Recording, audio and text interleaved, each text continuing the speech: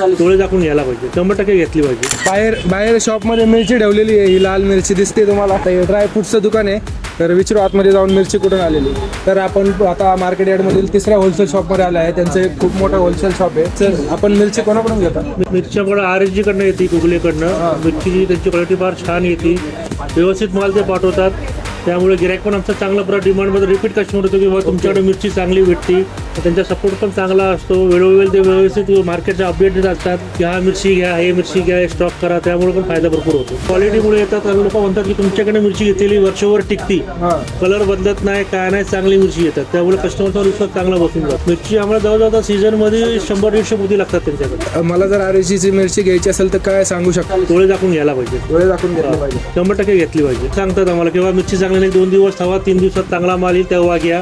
पुण्यामध्ये RSG सारखी मिरची तुम्हाला दुसरीकडे कुठे मिळेल? सध्या तर नाही. धन्यवाद सर. खाली दिलेल्या नंबरवरती संपर्क करा आणि मिरची खरेदी करा.